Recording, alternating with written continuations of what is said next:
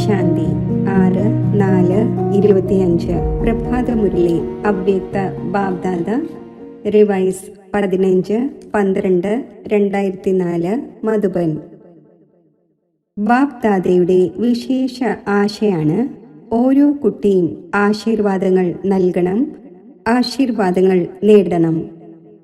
ഇന്ന് ബാബ്ദാദ തൻ്റെ 4 ഭാഗത്തുമുള്ള നിശ്ചിന്ത ചക്രവർത്തികളുടെ സഭയെ നോക്കുകയാണ്. ഈ രാജസഭ മുഴുവൻ കൽപ്പത്തിലും ഈ സമയത്ത് മാത്രമാണുള്ളത്. ആത്മീയ ലഹരിയിൽ ഇരിക്കുന്നു. അതിനാൽ നിശ്ചിന്ത ചക്രവർത്തികൾ ആണ്. രാവിലെ എഴുന്നേൽക്കുമ്പോൾ പോലും നിശ്ചിന്തം, നടക്കുമ്പോഴും ചുറ്റി സഞ്ചരിക്കുമ്പോഴും കർമ്മം ചെയ്യുമ്പോഴും നിശ്ചിന്തം, ഉറങ്ങുകയാണെങ്കിലും നിശ്ചിന്തമായി നിദ്രയിൽ ഉറങ്ങുന്നു. ഇങ്ങനെ അനുഭവം ചെയ്യുന്നുണ്ടല്ലോ. നിശ്ചിന്തമാണോ? ആയിക്കഴിഞ്ഞുവോ അതോ ആയിക്കൊണ്ടിരിക്കുകയാണോ? ആയിക്കഴിഞ്ഞുവല്ലോ. നിശ്ചിന്തവുമാണ്, ചക്രവർത്തിയുമാണ്, സ്വരാജ്യ അധികാരിയാണ്. ഈ കർമ്മേന്ദ്രിയങ്ങളുടെ മേൽ രാജ്യം ഭരിക്കുന്ന നിശ്ചിന്ത ചക്രവർത്തിയാണ്. അതിനർത്ഥം സ്വരാജ്യ അധികാരിയാണ്. അപ്പോൾ ഇങ്ങനെയുള്ള സഭ കുട്ടികളായ നിങ്ങളുടേത് മാത്രമേയുള്ളൂ. ഏതെങ്കിലും ചിന്തയുണ്ടോ? ഏതെങ്കിലും ചിന്തയുണ്ടോ? കാരണം തൻ്റെ മുഴുവൻ ചിന്തയും ബാബയ്ക്ക് നൽകിയിരിക്കുകയാണ്. അപ്പോൾ ഭാരം ഇറങ്ങിയല്ലോ. ചിന്ത ഇല്ലാതായി നിശ്ചിന്ത ചക്രവർത്തിയായി അമൂല്യ ജീവിതം അനുഭവിച്ചു കൊണ്ടിരിക്കുകയാണ്. എല്ലാവരുടെയും ശിരസിൽ പവിത്രതയുടെ ലൈറ്റിൻ്റെ കിരീടം സ്വതവേ തന്നെ തിളങ്ങുന്നു. നിശ്ചിന്തമായവരുടെ മേൽ ലൈറ്റിൻ്റെ കിരീടമുണ്ട്. അഥവാ ആരെങ്കിലും ആകുലപ്പെടുകയാണെങ്കിൽ, ഏതെങ്കിലും ഭാരം തൻ്റെ മേൽ എടുക്കുകയാണെങ്കിൽ ശിരസിൽ എന്തു വരുന്നു എന്നത് അറിയാമോ? ഭാരത്തിൻ്റെ കൊട്ട വരുന്നു. അപ്പോൾ ചിന്തിക്കൂ, കിരീടവും കൊട്ടയും രണ്ടും മുന്നിൽ കൊണ്ടുവരൂ. എന്താണ് നല്ലതായി തോന്നുന്നത്? കൊട്ട നല്ലതായി തോന്നുന്നോ അതോ ലൈറ്റിൻ്റെ കിരീടം നല്ലതായി തോന്നുന്നു? പറയൂ ടീച്ചേഴ്സ്, എന്താണ് നല്ലതായി തോന്നുന്നത്? കിരീടമാണല്ലോ നല്ലതായി തോന്നുന്നത്. എല്ലാവരും കർമ്മേന്ദ്രിയങ്ങളുടെ മേൽ രാജ്യം ഭരിക്കുന്ന ചക്രവർത്തിമാരാണ്. പവിത്രത ലൈറ്റിൻ്റെ കിരീടധാരി ആക്കുന്നു. അതിനാൽ താങ്കളുടെ സ്മാരക ജഡചിത്രങ്ങളിൽ ഡബിൾ കിരീടം കാണിച്ചിരിക്കുന്നു. ദ്വാപരം മുതൽ ധാരാളം ചക്രവർത്തിമാർ ഉണ്ടായിട്ടുണ്ട്. രാജാക്കന്മാരാണെങ്കിൽ വളരെയധികം ഉണ്ടായിട്ടുണ്ട്. എന്നാൽ ഡബിൾ കിരീടധാരി ആരും ആയിട്ടില്ല. നിശ്ചിന്ത ചക്രവർത്തിയും സ്വരാജ്യ അധികാരിയും ആരും ആയിട്ടില്ല. കാരണം പവിത്രതയുടെ ശക്തി മായാജീത്തും കർമ്മേന്ദ്രിയ ജീത്തും വിജയിയും ആക്കി മാറ്റുന്നു. നിശ്ചിന്ത ചക്രവർത്തിയുടെ അടയാളമാണ് സദാ സ്വയവും സന്തുഷ്ടം, മറ്റുള്ളവരെയും സന്തുഷ്ടം ആക്കുന്നവർ. അസന്തുഷ്ടം ആകാൻ തക്കവണ്ണം ഒരിക്കലും ഒരു അപ്രാപ്തിയുമില്ല. എവിടെ അപ്രാപ്തിയുണ്ടോ അവിടെ അസന്തുഷ്ടതയാണുള്ളത്. എവിടെ പ്രാപ്തിയുണ്ടോ അവിടെ സന്തുഷ്ടതയുണ്ട്. ഇങ്ങനെ ആയി കഴിഞ്ഞുവോ? ചെക്ക് ചെയ്യൂ. സദാ സർവപ്രാപ്തി സ്വരൂപവും സന്തുഷ്ടവുമാണോ? അപ്രാപ്തമായ ഒരു വസ്തുവുമില്ല എന്ന മഹിമയുള്ളത് ദേവതമാരുടേതല്ല, എന്നാൽ ബ്രാഹ്മണരുടെ ഖജനാവിലാണ്. സന്തുഷ്ടത ജീവിതത്തിൻ്റെ ശ്രേഷ്ഠ അലങ്കാരമാണ്, ശ്രേഷ്ഠ വാല്യൂ ആണ്. അപ്പോൾ സന്തുഷ്ട ആത്മാക്കളാണല്ലോ. ബാബ്ദാദ ഇങ്ങനെയുള്ള നിശ്ചിന്ത ചക്രവർത്തികളായ കുട്ടികളെ കണ്ട് സന്തോഷിക്കുന്നു. ആഹാ എൻ്റെ നിശ്ചിന്ത ചക്രവർത്തികളെ, ആഹാ ആഹാ ആഹാ ആണല്ലോ. നിശ്ചിന്തമായവർ കൈ ഉയർത്തൂ. നിശ്ചിന്തമാണോ? ചിന്ത വരുന്നില്ലല്ലോ. എപ്പോഴെങ്കിലും വരുന്നുണ്ടോ? ഇല്ലേ? നല്ലതാണ്. നിശ്ചിന്തമാകുന്നതിനുള്ള വിധി വളരെ സഹജമാണ്, പ്രയാസമല്ല. കേവലം ഒരു വാക്കിൻ്റെ ചിഹ്നത്തിൻ്റെ ചെറിയൊരു വ്യത്യാസമേ ഉള്ളൂ. ആ വാക്കാണ് എൻ്റേതിനെ നിൻ്റേതിലേക്ക് പരിവർത്തനപ്പെടുത്തൂ. എൻ്റേതല്ല നിൻ്റേത്. ഹിന്ദി ഭാഷയിൽ മേര അതായത് എൻ്റേത് എന്നും എഴുതൂ, തേര നിൻ്റേത് എന്നും എഴുതൂ. എന്ത് വ്യത്യാസമുണ്ടാകുന്നു? മേയുടെയും തേയുടെയും. പക്ഷേ വ്യത്യാസം ഇത്രയും ഉണ്ടാകുന്നു. അപ്പോൾ താങ്കൾ എല്ലാവരും എൻ്റേത് എൻ്റേത് എന്ന് പറയുന്നവരാണോ, അതോ നിൻ്റേത് നിൻ്റേത് എന്ന് പറയുന്നവരാണോ? എൻ്റേതിനെ നിൻ്റേതിലേക്ക് പരിവർത്തനപ്പെടുത്തിയോ? ചെയ്തിട്ടില്ലെങ്കിൽ ചെയ്യൂ. എൻ്റേത് എൻ്റേത് എന്നാൽ ദാസനാകുന്നവർ, ഉദാസീനമാകുന്നവർ. മായയുടെ ദാസനായി മാറുന്നുവല്ലോ, അപ്പോൾ ഉദാസീനമാകുമല്ലോ. ഉദാസീനം എന്നാൽ മായയുടെ ദാസിയാകുന്നവർ. അപ്പോൾ താങ്കൾ മായാജീതാണ്, മായയുടെ ദാസനല്ല. അപ്പോൾ ഉദാസീനത വരുന്നുണ്ടോ? ഇടയ്ക്കിടയ്ക്ക് ടെസ്റ്റ് ചെയ്യുന്നു. കാരണം 63 ജന്മം ഉദാസിയായിരിക്കുന്നതിൻ്റെ അഭ്യാസം ഉണ്ടല്ലോ. അപ്പോൾ ഇടയ്ക്കിടയ്ക്ക് അത് എമർജ് ആകുന്നു. അതിനാൽ ബാബ്ദാദ എന്താണ് പറഞ്ഞത്? ഓരോ കുട്ടിയും നിശ്ചിന്ത ചക്രവർത്തിയാണ്. അഥവാ ഇപ്പോഴും ഏതെങ്കിലും കോണിൽ ഏതെങ്കിലും ചിന്ത വെച്ചിട്ടുണ്ടെങ്കിൽ നൽകൂ. തൻ്റെ അടുക്കൽ ഭാരം എന്തിനു വയ്ക്കുന്നു? ഭാരം വയ്ക്കുന്നതിൻ്റെ ശീലം ഉണ്ടായിപ്പോയോ? ബാബ പറയുന്നു, ഭാരം എനിക്ക് നൽകൂ. താങ്കൾ ലൈറ്റായി മാറൂ. Double light. ഡബിൾ ലൈറ്റ് നല്ലതാണോ അതോ ഭാരം നല്ലതാണോ? അപ്പോൾ നല്ലവണ്ണം ചെക്ക് ചെയ്യണം. അമൃതവേളയിൽ എഴുന്നേൽക്കുമ്പോൾ ചെക്ക് ചെയ്യണം. വിശേഷിച്ച് വർത്തമാന സമയത്ത് സബ് കോൺഷ്യസ് ലിങ്കിലും ഏതെങ്കിലും ഭാരം ഇല്ലല്ലോ. സബ് കോൺഷ്യസ് എന്നല്ല, സ്വപ്നത്തിൽ പോലും ഭാരത്തിൻ്റെ അനുഭവം ഉണ്ടാകരുത്. ഡബിൾ ലൈറ്റ് ഇഷ്ടമാണല്ലോ. അപ്പോൾ വിശേഷിച്ച് ഈ ഹോംവർക്ക് നൽകുകയാണ്. അമൃതവേളയിൽ ചെക്ക് ചെയ്യണം. ചെക്ക് ചെയ്യാൻ അറിയാമോ? എന്നാൽ ചെക്ക് ചെയ്യുന്നതിനോടൊപ്പം കേവലം ചെക്ക് ചെയ്താൽ പോരാ, ചേഞ്ചും ചെയ്യണം. എൻ്റേതിനെ നിൻ്റേതിലേക്ക് ചേഞ്ച് ചെയ്യണം. എൻ്റേത് നിൻ്റേത്. അപ്പോൾ ചെക്ക് ചെയ്യൂ, ചേഞ്ചും ചെയ്യൂ. കാരണം ബാബ്ദാദ വീണ്ടും വീണ്ടും കേൾപ്പിക്കുകയാണ്, സമയത്തെയും സ്വയം തന്നെയും രണ്ടിനെയും നോക്കൂ. സമയത്തിൻ്റെ വേഗതയും നോക്കൂ, സ്വയം തൻ്റെ വേഗതയും നോക്കൂ. പിന്നെ ഇത് പറയരുത്, നമുക്ക് അറിയുകയില്ലായിരുന്നു, സമയം ഇത്രയും വേഗത്തിൽ പോയി കളഞ്ഞു. പല കുട്ടികളും വിചാരിക്കുന്നു, അഥവാ ഇപ്പോൾ ഒരൽപ്പം അയഞ്ഞ പുരുഷാർത്ഥം ഉണ്ടെങ്കിൽ പോലും അവസാനം തീവ്രമാക്കും എന്ന്. എന്നാൽ വളരെ കാലത്തെ അഭ്യാസമാണ് അന്തിമത്തിൽ സഹയോഗി ആക്കുന്നത്. ചക്രവർത്തിയായി നോക്കൂ, ആയിരിക്കുകയാണ്. എന്നാൽ ചിലർ ആയിട്ടുണ്ട്, ചിലർ ആയിട്ടില്ല. പോയിക്കൊണ്ടിരിക്കുകയാണ്, ചെയ്തുകൊണ്ടിരിക്കുകയാണ്. സമ്പന്നമായി മാറും. ഇപ്പോൾ നടക്കുകയല്ല വേണ്ടത്, ചെയ്യണം എന്നല്ല, പറക്കണം. ഇപ്പോൾ പറക്കുന്നതിൻ്റെ വേഗത ആവശ്യമാണ്. ചിറകുകൾ ലഭിച്ചുവല്ലോ.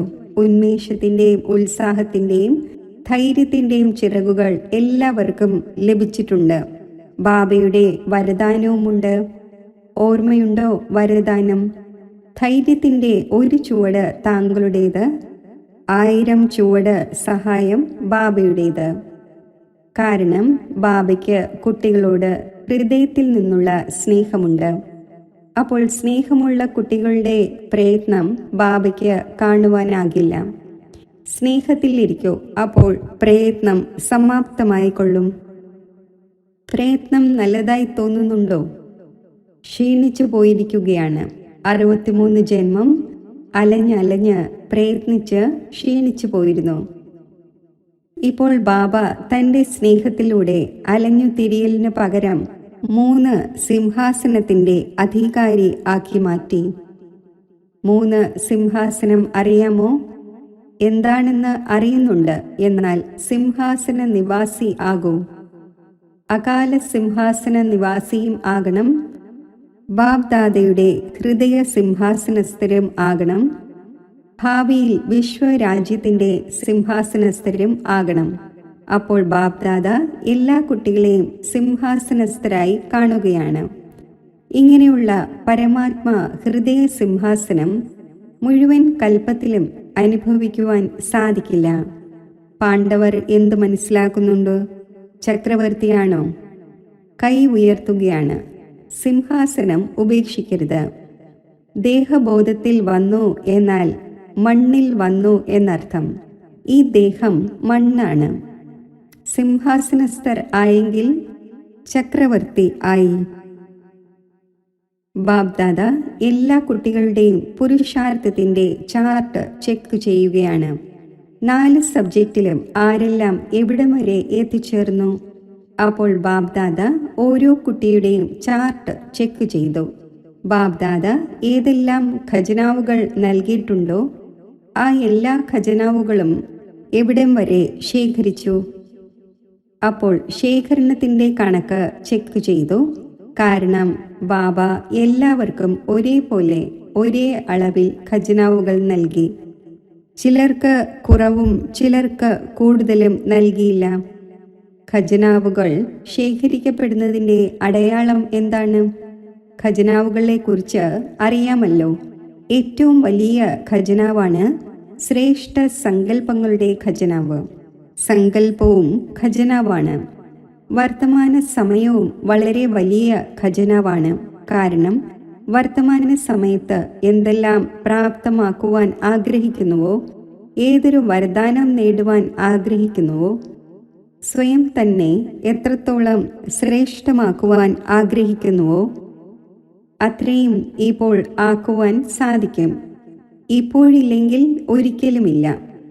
ഏതുപോലെ സങ്കല്പത്തിൻ്റെ ഖജനാവുകളെ വ്യർത്ഥമായി പാഴാക്കുക എന്നാൽ തൻ്റെ പ്രാപ്തികളെ പാഴാക്കുക എന്നാണ്. അതേപോലെ തന്നെ സമയത്തിൻ്റെ 1 സെക്കൻഡെങ്കിലും വ്യർത്ഥമായി പാഴാക്കിയെങ്കിൽ, സഫലമാക്കിയില്ലെങ്കിൽ വളരെയധികം പാഴാക്കി.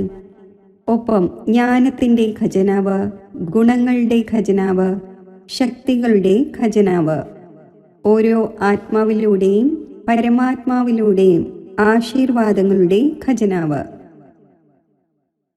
പുരുഷാർത്ഥത്തിൽ ഏറ്റവും സഹജമായതാണ് ആശീർവാദങ്ങൾ നൽകൂ, ആശീർവാദങ്ങൾ നേടൂ. സുഖം നൽകൂ, സുഖം നേടൂ. ദുഃഖം നൽകരുത്, ദുഃഖം നേടരുത്.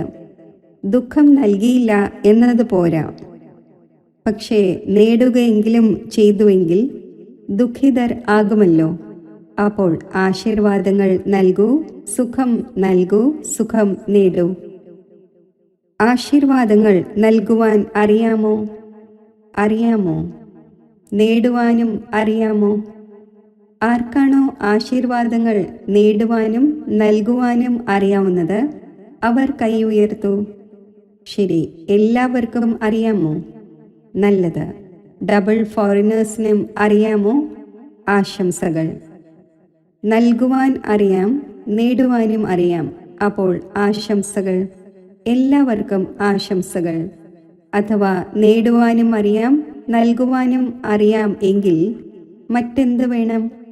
ആശീർവാദങ്ങൾ നേടിക്കൊണ്ടേ പോകൂ, ആശീർവാദങ്ങൾ നൽകിക്കൊണ്ടേ പോകൂ. സമ്പന്നമായി മാറും. ആരെങ്കിലും ശാപം നൽകുകയാണെങ്കിൽ എന്ത് ചെയ്യും? സ്വീകരിക്കുമോ? ശാപം താങ്കൾക്ക് നൽകുകയാണെങ്കിൽ താങ്കൾ എന്തു ചെയ്യും?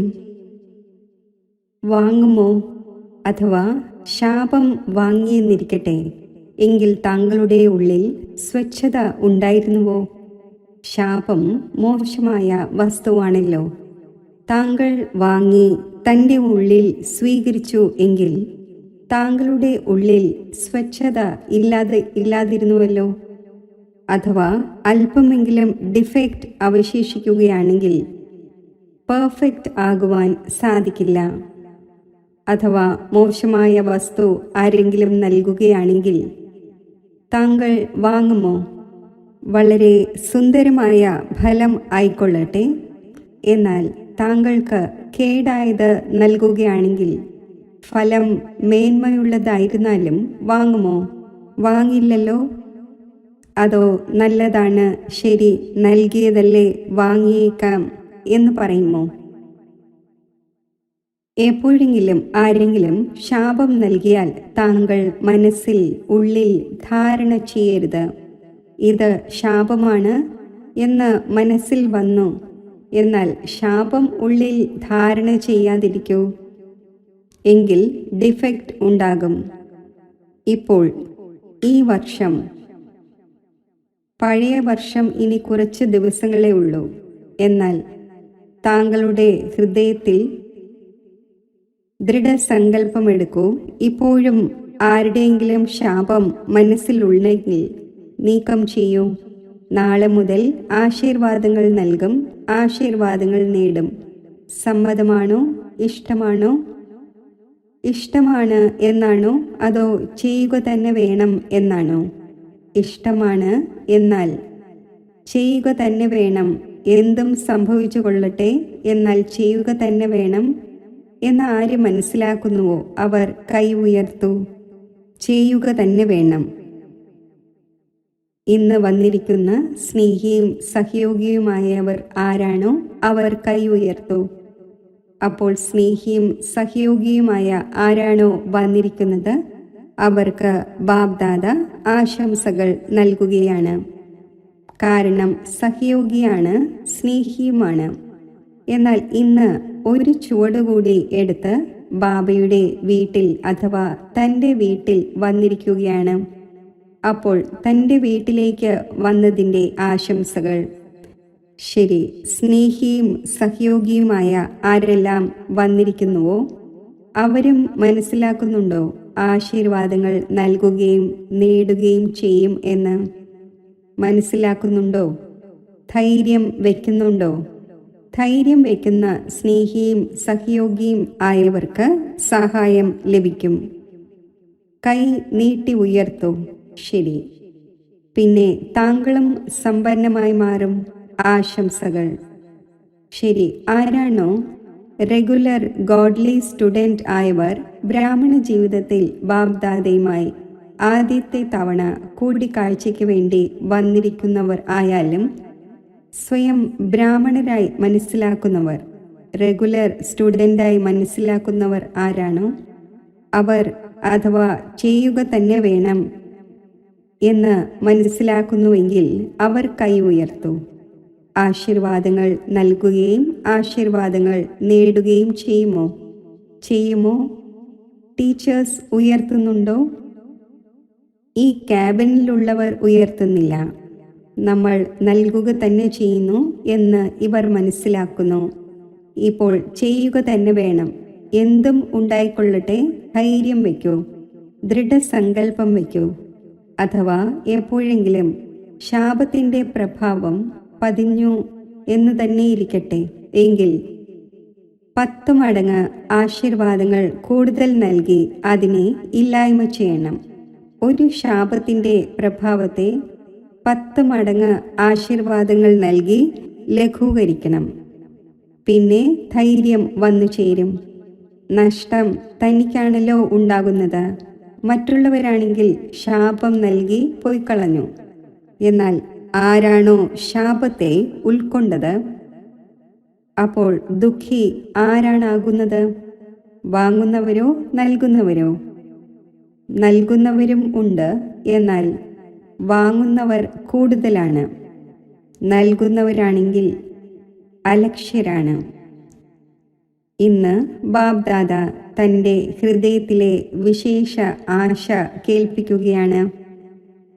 ബാബ്ദാദയ്ക്ക് എല്ലാ കുട്ടികളെ പ്രതിയും ഓരോ കുട്ടിയെ പ്രതിയും ദേശത്തുള്ളവരായാലും വിദേശത്തുള്ളവരായാലും സഹയോഗിയായാലും, കാരണം സഹയോഗികൾക്കും പരിചയം ലഭിച്ചുവല്ലോ.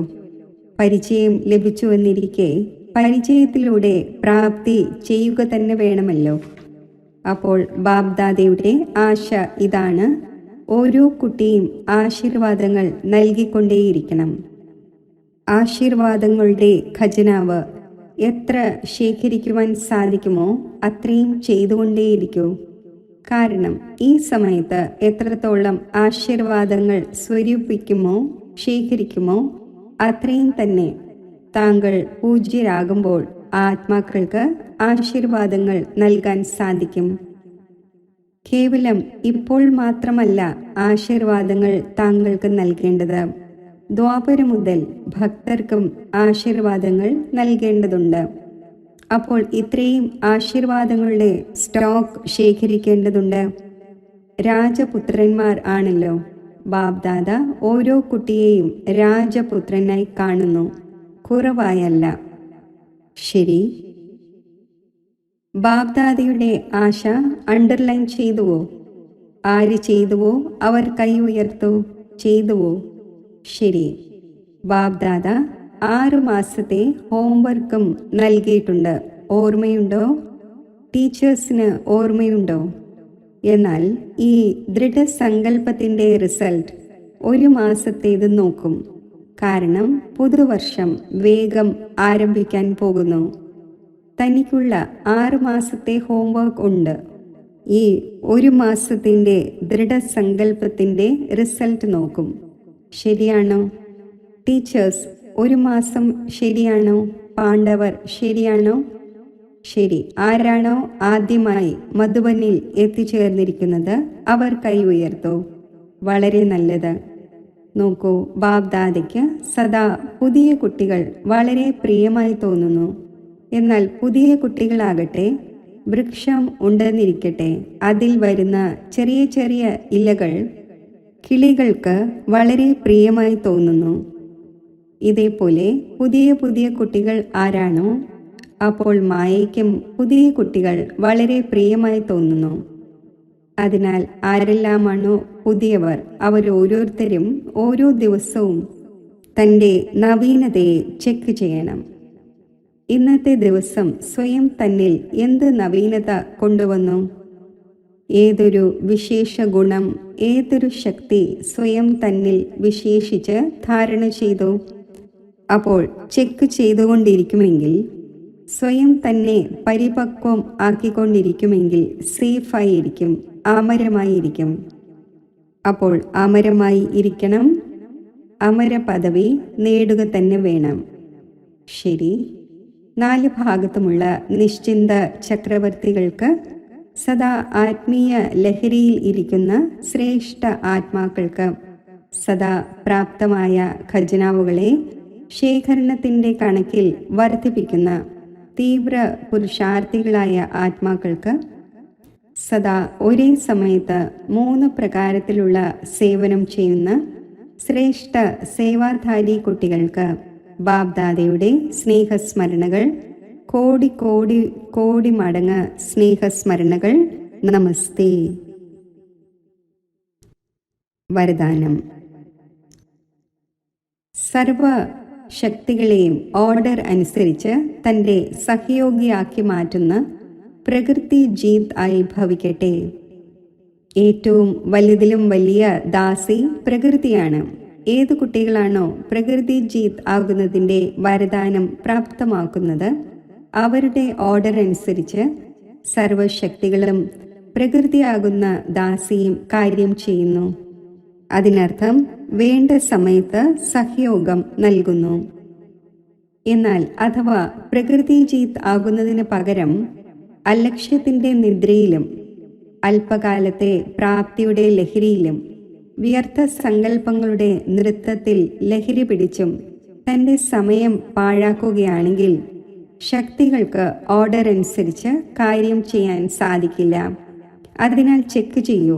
ആദ്യം മുഖ്യമായ സങ്കല്പശക്തിയും നിർണയശക്തിയും സംസ്കാരത്തിൻ്റെ ശക്തിയും 3ഉം ഓർഡറിലാണോ? സ്ലോഗൻ. ബാബ്ദാദയുടെ ഗുണങ്ങൾ പാടിക്കൊണ്ടിരിക്കുമെങ്കിൽ സ്വയവും ഗുണമൂർത്തിയായി മാറും. അവ്യക്ത സൂചന. കമ്പൈൻഡ് രൂപത്തിൻ്റെ സ്മൃതിയിലൂടെ സദാ വിജയിയാകൂ. കമ്പൈൻഡ് സേവനമില്ലാതെ സഫലത അസംഭവ്യമാണ്. സേവനം ചെയ്യാൻ പോവുകയും മടങ്ങി വരുമ്പോൾ മായ വന്നു, മൂഡ് ഓഫായി, ഡിസ്റ്റർബായി എന്ന് പറയുകയും ചെയ്യുക എന്നത് പാടില്ല. അതിനാൽ അണ്ടർലൈൻ ചെയ്യൂ, സേവനത്തിൽ സഫലതയുടെ അഥവാ സേവനത്തിൽ അഭിവൃദ്ധിയുടെ ഉപാധിയാണ് സ്വയം തൻ്റെ സേവനവും സർവരുടെ സേവനവും കമ്പൈൻഡ്. ഓം ശാന്തി. അന്തർമുഖമായി ഞാൻ ബാഹ്യ സങ്കല്പങ്ങളെ ഉപേക്ഷിക്കുന്നു.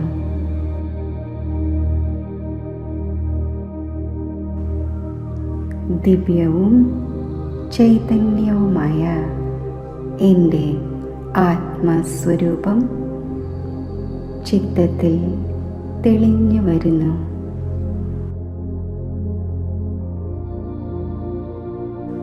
ഈ ആത്മസ്വരൂപത്തിൽ മനസ്സിനെ സ്ഥിരമാക്കുമ്പോൾ സത്യമായ ശാന്തിക്കും ആനന്ദത്തിനും നിദാനമായ ആത്മസ്ഥിതിയിൽ ഞാൻ എത്തിച്ചേരുന്നു.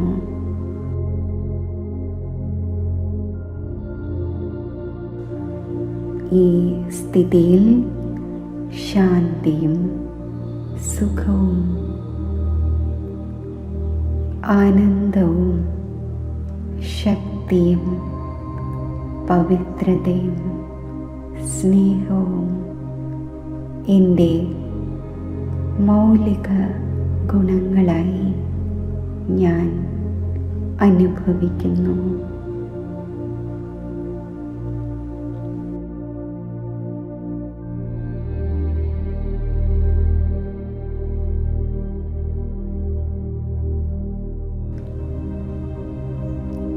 ആത്മസ്ഥിതിയുടെ ഈ ശ്രേഷ്ഠ അവസ്ഥയിൽ സ്ഥിതി ചെയ്യുമ്പോൾ അനന്തമായ ഐശ്വര്യ സമ്പത്തുകൾ സംഗമയുഗത്തിൽ പ്രദാനം ചെയ്യുന്ന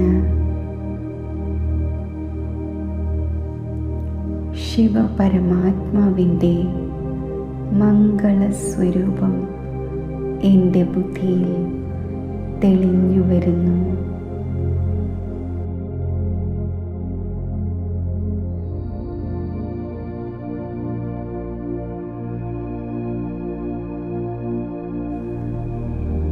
പ്രശാന്ത സുന്ദരമായ നിരാകാരി ലോകത്തിൽ നിരാകാരനായ ശിവപരമാത്മാവിൻ്റെ സമീപം ഞാൻ സ്ഥിതി ചെയ്യുന്നു.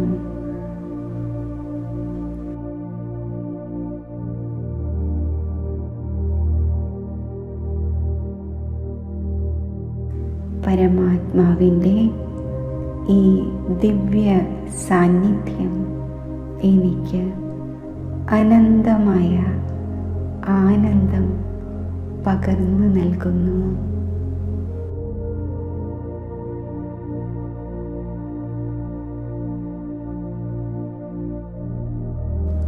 സർവജ്ഞനും സർവശക്തിമാനുമായ പരമാത്മാവിനോട് സ്നേഹഭാവം എൻ്റെ ഉള്ളിൽ ഉദയം ചെയ്യുന്നു.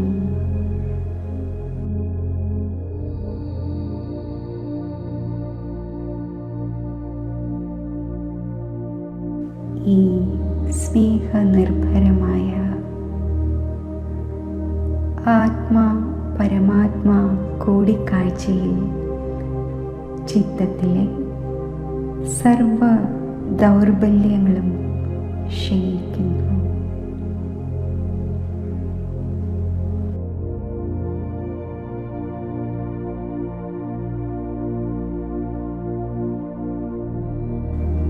പൂർവജന്മ പാപങ്ങൾ യോഗജ്വാലയിൽ ഭസ്മമാകുന്നു.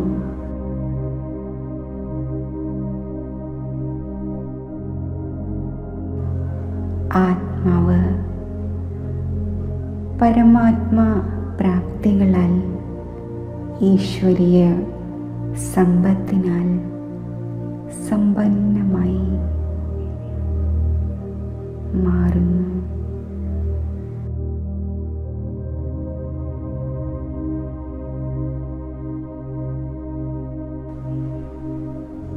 ഈ ആത്മസമ്പന്നതയുടെയും സംതൃപ്തിയുടെയും സ്വരൂപമായി ഞാൻ ദേഹമാകുന്ന രഥത്തിലെ അകാല സിംഹാസനത്തിൽ വിരാജിക്കുന്നു.